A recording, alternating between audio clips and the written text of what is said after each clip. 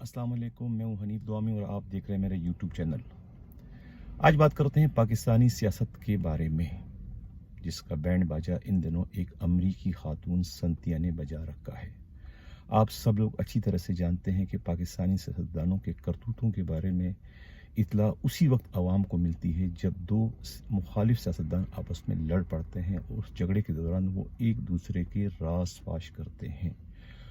उस वक्त उनकी असलियत सामने आने से मुल्की अवाम और उसके साथ साथ मुल्की मीडिया भी मुस्तफीज़ हो रही होती है। वो एक अलग बात है कि मुल्की मीडिया इसके बाद उन्हीं मालूमात को अपनी मफादात की तकमील का ज़रिया भी बना लेती है। इन दिनों पाकिस्तानी सियासत में एक हलचल मची हुई है अमरीकी खातून संतिया की वजह से। अमरीकी खातून संतिया के इल्ज़ामात न सिर्फ रंगीन हैं बल्कि संगीन है। उन इल्ज़ामात ने पाकिस्तानी सियासत में एक हलचल, एक भूंचाल पैदा कर दिया है। सियासतदान परेशान हो गए हैं।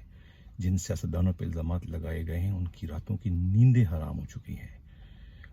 बदकिस्मती से उन सियासतदानों का ताल्लुक पाकिस्तान पीपल्स पार्टी से है, जिनमें साबिक वज़ीर आज़म यूसुफ रज़ा गिलानी, साबिक वफाकी वज़ीर दाखिला रहमान मलिक, साबिक वफाकी वज़ीर मखदूम शहाबुद्दीन के नाम शामिल हैं।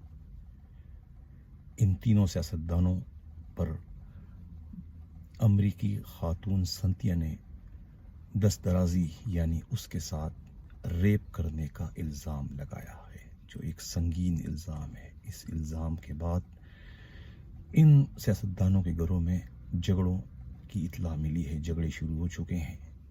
इनकी रातों की नींदें हराम हो चुकी है। बज़ाहिर इन सियासतदानों ने अपनी साख को बचाने के लिए ये ज़रूर कह दिया है कि हम कोर्ट जाएंगे, हम हर जाने का केस करेंगे, हम इसे जाने नहीं देंगे। लेकिन अब तक की इतला तो यही है कि ये सारी बातें हवाओं में की जा रही है। अमली तौर पर कोई कुछ नहीं कर रहा है।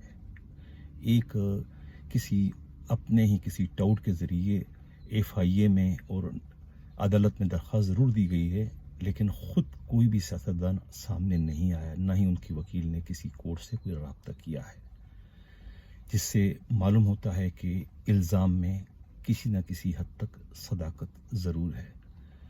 ये वाक़यात उस ज़माने के हैं जब आसिफ अली ज़रदारी मुल्क के सदर थे। एक इल्ज़ाम तो अमरीकी खातून ने यह लगाया है कि उस पर दस्तराजी ऐवान सदर के अंदर भी की गई है, और ये बहुत ही शर्म की बात है मुल्क के लिए कि एक गैर मुल्की खातून इस तरह के इल्ज़ामात लगा रही है।